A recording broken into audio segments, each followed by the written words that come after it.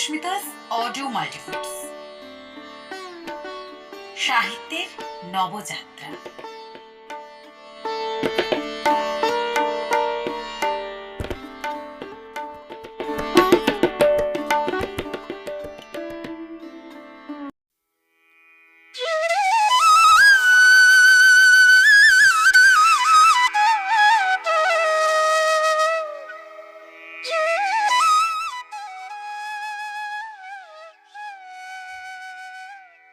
Susmita's audio multiverse presents কবিগুরু রবীন্দ্রনাথ ঠাকুরের হাস্য কৌতুক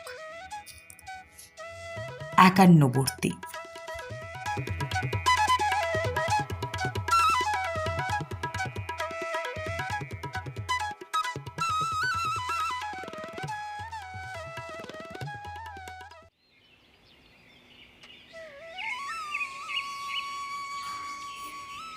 দৌলতচন্দ্র ও কানাই।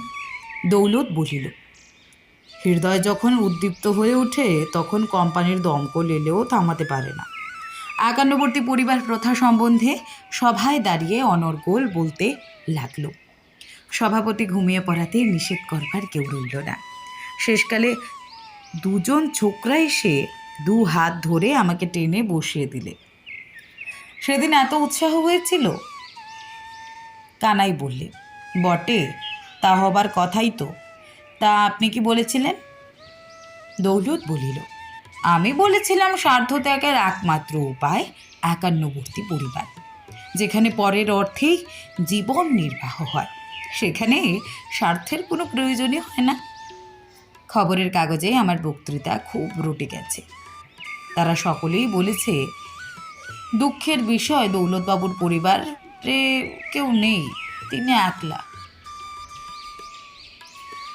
দীর্ঘ নিঃশ্বাস। জয়নারায়ণের প্রবেশ। জয়নারায়ণ, জয় হোক বাবা, আমি তোমার পিসে। দৌলত বলিল, সে কি মশাই, আমার তো পিসে নেই। জয়নারায়ণ বলিল, না, তার কাল হয়েছে বটে। দৌলত বলল, পিসি কোন কালেই যে ছিলেন না। জয়নারায়ণ আবার বলিলেন ঈষৎ হাসিয়া, সে কি করে হয় বাবা, আমি তাহলে তোমার পিসে হলুম কি করে? কানাইয়ের প্রতি কি বলেন মশাই? কানাই বলিল, তা তো বটে। দৌলত বলিল, যে আগে, তা আপনার কি অভিপ্রায় আগমন? জয়নারায়ণ বলিল, অভিপ্রায় তেমন বিশেষ কিছু নয়। শুনলাম আমরা পৃথক হয়ে আছি বলে খবরের কাগজে নিন্দে করছে, তাই একত্র বাস করতে এসেছি। দৌলত বলিল,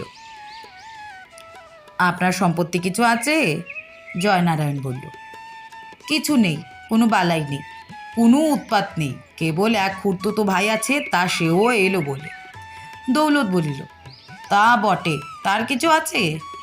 জয়নারায়ণ বলল, কিছু না, কোনো ঝঞ্ঝাট নেই, কেবল 2 স্ত্রী ও 4টি শিশু সন্তান, তারাও এলো বলে। এতক্ষণে এসে পড়তো, যাত্রা করবার বেলা 2 স্ত্রীতে চুলুচুলি বেঁধে গেছে, তাই যা দেরি।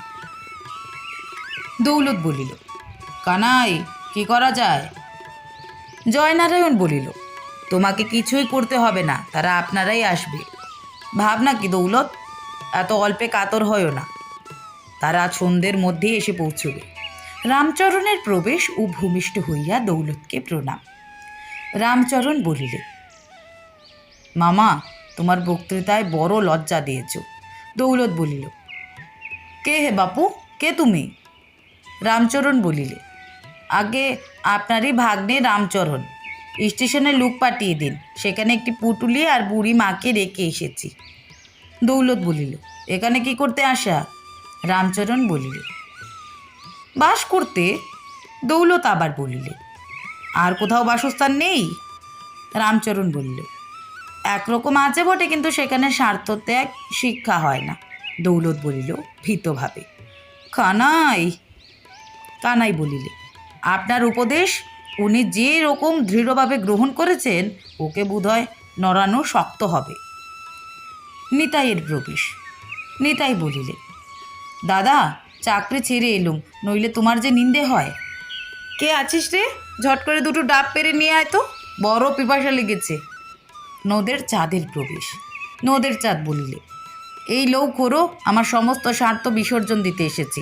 এই আমার ভাঙা বকনা আর এই আমার পোষা বেড়াল ছানাটা, মধ্যে ও দুটো পৈতৃক সম্পত্তি। বেড়াল ছানা আমার সৌপার্জিত, আর আমায় দোষ দিতে পারবে না। তোমার এখানেই আমি লেগে রইল। দর্জির প্রবেশ। দৌলত বলল, তুমি আবার কে হো বাপু? দর্জি বললে, আগে আমি দর্জি, আপনার গায়ের মাপ নিতে এসেছি। দৌলত বলিলে, এখন যাও, টানাটানির সময়, এখন আমি কাপড় করাতে পারবো না। নদের চাঁদ বললে, খলিফাজি যাও কোথায়? আমার গায়ের মাপটা নেও। খোরোর গায়ে যেরকম ফুল কাটা ছিটের জামা দেখেছি, অমনি 6 জোড়া হলেই আমার চলে যাবে। যদি বেশ ভালো রকম করে তৈরি করে দিতে পারো তো খোরু তোমাকে খুশি করে দেবেন, বুঝেছে খলিফাজি? দর্জি, যে আজ্ঞে। গায়ের মাপলন। বালক সমেত পরেশনাথের প্রবেশ। পরেশ বলিলে, দৌলতকে প্রণাম করিয়া বালকের প্রতি, তোর জ্যাঠামশাইকে প্রণাম কর। দাদা, এই লৌ তোমার ভ্রাতুষ্পুত্র। দৌলত বলিল, আমার ভ্রাতুষ্পুত্র? পরেশ, যাকে চলিত বাংলায় বলে ভাইপো। দাদা যে একেবারে অবাক। ভ্রাতৃ শব্দের ষষ্ঠীতে হয় ভ্রাতু, তার উপর পুত্র শব্দ যোগ করলেই হলো ভ্রাতুষ্পুত্র। স্বয়ং পাণিনি বোপদেব রয়েছেন, অন্য প্রমাণের প্রয়োজন কি? অতএব ইনি হলেন ভাইপো। কানাই বলিল, আপনার ছেলেটি কি করেন? পরেশ, ওকে নিজেই পড়াচ্ছিলুম, রস্বই পর্যন্ত সেরে দীর্ঘইতে এমনি আটকা পড়লুম যে ভাবলুম দৌলতদা যখন আছেন তখন ছেলে লেখাপড়ার দরকার কি? যে বেটার রস্য দীর্ঘ জ্ঞান নেই তার পক্ষে বাবা জ্যাঠা দুই সমান। কেমন কি না? কানাই, সমান বই কি? পরেশ বলিল, দাদা বলেছেন নিজের ক্ষুধা হেয় জ্ঞান করে পরের ক্ষুধা নিবৃত্তির সুখ একমাত্র একান্নবর্তী পরিবারেই সম্ভব। শুনেই ঠাউরালুম, এই সুখ দাদা নিশ্চয়ই অনেক দিন পাননি, যদি বা পেয়ে থাকেন বিস্মৃত হয়েছেন। তাই নিতান্ত মমতা পরবশ হয়ে ছেলেটিকে এখানে নিয়ে এলো। রাবণের চুলো যদি কোথাও জ্বলে সেই পেটের মধ্যে। নটবরের প্রবেশ। নটবর বলিল, দৌলতের কান মলিয়া, কি রে শালা? শুনলুম নাকি শালার শোকে সবাই দাঁড়িয়ে কেঁদে ভাসিয়ে দিয়েছিস। দৌলত বলল, কে হে তুমি বেল্লিক? ভদ্রলোকের কানে হাত দাও। নটবর বলিল, ভগ্নিপতির কান মলবো না তো কি কান ভাড়া করে এনে মলবো? কি বলেন মশাই? কানাই বলিল, কথাটা তো ঠিক বটে। দৌলত বলল, কি বলো হে কানাই? আমার স্ত্রী নেই তো আবার শালা কিসের? নটবর বলিল, তোমারই যেন স্ত্রী নেই তাই বলে আর কারো নেই? একটু ভেবে দেখো না। দৌলত বলিল, স্ত্রী তো অনেকেরই আছে, তার ভাবতে হবে কি? নটবর বলিল হাসিয়া, তবে? দৌলত সরুষে, তবে কি? তুমি আমার শালা কোন সম্পর্কে? নটবর বলিল, কেন, দাদার সম্পর্কে? দাদা আছেন তো, শালাই যেন ভাড়ালে, কিন্তু দাদা বেকবুল গেলে তো চলবে না। দৌলত বলল, আমি তো জানতেম নেই, কিন্তু আজ যে এরকম দেখছি তাতে। নটবর বলিল, থাক তাহলে তো চুকেই গেল, বেশি বকাবকিতে কাজ কি? ভদ্রলোক বসে আছেন, এর সামনে কে শালা আর কে শালা নয় তা নিয়ে তকরার করার ভালো দেখায় না। দৌলতের পশ্চাৎ হইতে তাকিয়া টানিয়া লইয়া, একটু জিরুনো যাক। ফল মিষ্টান্ন লইয়া ভৃত্যের প্রবেশ। ভৃত্য বলিল দৌলতকে, আপনার জল খাবার। দৌলত সরুষে বলিল, বেটা তোকে এখন এখানে খাবার কে আনতে বলেছে? ভিতর বাড়ি নিয়ে যা। পরেশ বলিল, বিলক্ষণ, তাতে দোষ হয়েছে কি ভৃত্যের প্রতি? ওরে তুই দিয়ে যা, এদিকে দিয়ে যা।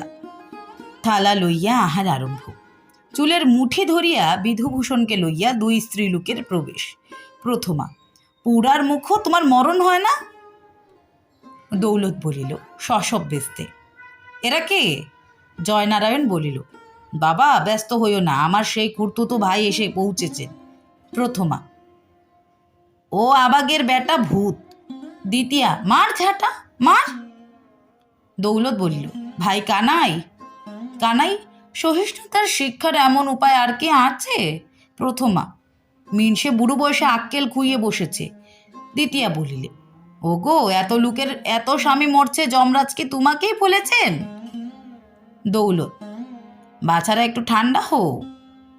উভয়ে ঠান্ডা হবো কিরে মিশে, তুই ঠান্ডা হো, তোর 7 পুরুষ ঠান্ডা হয়ে মরুক। দৌলত বলল, কানাই। কানাই বলিল, গৃহ পূর্ণ হয়েছে। দৌলত বলল, গ্রহ পূর্ণ হয়েছে বলো। কানাই বলিল, যাই হোক, আজ আর আমাকে প্রয়োজন নেই, আমি এই বেলা সরি। প্রস্থান। দৌলত বলিল উচ্চস্বরে, কানাই, আমাকে একলা রেখে পালাও কোথায়? সকলে মিলিয়া দৌলতকে চাপিয়া ধরিয়া, একলা কিসের, আমরা সবাই আছি, আমরা কেউ নড়ব না। দৌলত বলিল, বলো কি সকলে? তোমার গা চুয়ে বলছি,